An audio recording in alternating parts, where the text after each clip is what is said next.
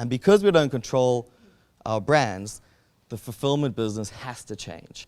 So my badly depicted funnel earlier on, right? There was fulfillment right at the bottom. So the way that was set up, Amazon, you go there and you look for a specific book, and then readers who like that also like this, and viewers who like that. So that, not so much anymore. Now you want to know about your friends and the people who get you with your interests, right? So last week, Amazon and Facebook just did a deal. Or was it this week? I think it was last week. Last week, Facebook and Amazon did a deal whereby Amazon is now pulling in all your friends' streams so that those recommendations do have contextual value for you. Gaming. Now, this doesn't fit my narrative at all. So the idea of gaming, because this I saw today. Gaming will change us. I'm not sure how exactly, but I saw this. So July 2008, The Dark Knight comes out, right? Huge, summer blockbuster, huge, right? First weekend, $155 million. Killed it the first weekend, right? To put that in perspective, I think the biggest one this year so far has been 49 million or something in the first weekend. So huge, right? Right? Okay. Grand Theft Auto on the first day, $310 million. Okay, so I saw this today and I was like, you fucking kidding me? That's insane, but how do we capitalize on it, right? And I think this is where you guys are going to do an infinitely better job than I will. So games, major. The thing that's interesting is that it's entirely consumer dictated. We didn't, when I say we, I mean like marketing, advertising, marketers, brand people, brands, you guys, students, lecturers. Nobody told the consumer to make this big, right? It was a perfect storm of the console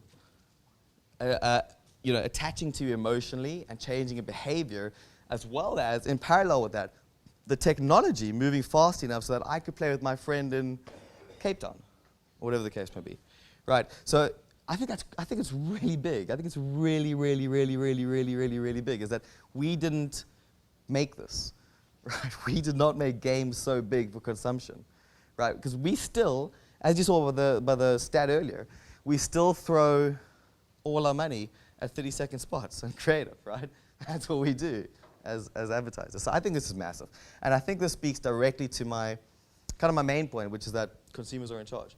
Which is nothing new. I know you guys know this, but you wouldn't believe how ignorant senior management and brands are about exactly that.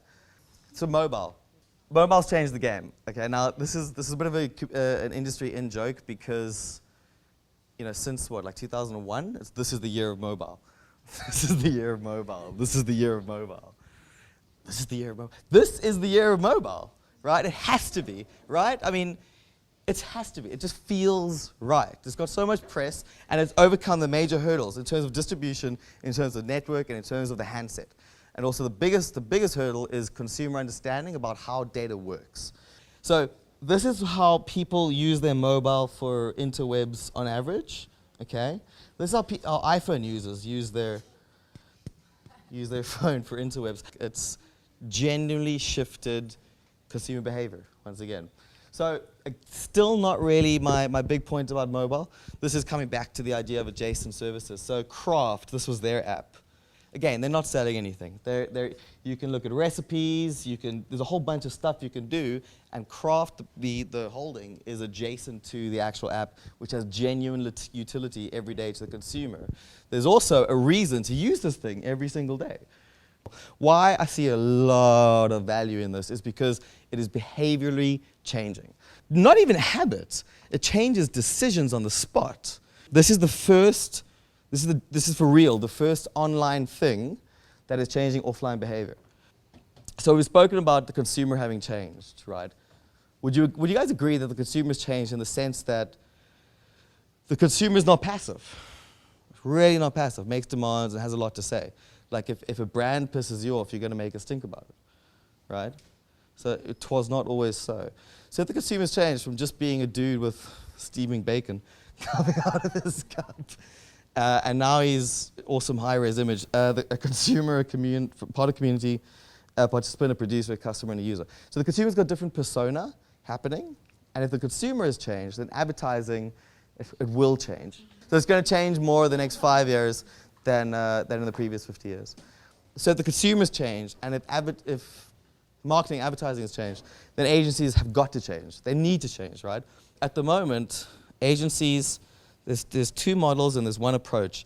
The first model is the traditional model, which is like we're going to do strategy and creative, and we're going to outsource production and media and all the other pieces. And usually, weirdly enough, they outsource PR and CRM and out-of-home activation stuff, which is the weirdest thing. You would think that the agency would want to be able to touch the consumer, right? And that's where you do it. You do it at PR and CRM and out-of-home.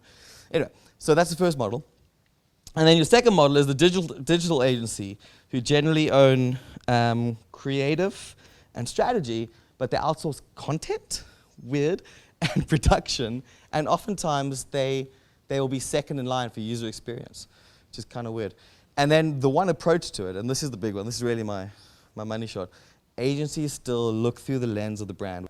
So your job is to change that. Your job is to put the consumer back in the heart of everything, and it's really easy to say it. It's really, really, really easy to say it, and I'm pretty sure that 6 out of 10 of the people that come here say that. Say the consumer's empowered, and the consumer's talking about it, and you really need to look after the consumer. Say it, but it doesn't translate because we get sucked into the idea of KPIs and results and reporting and success metrics and all that shit.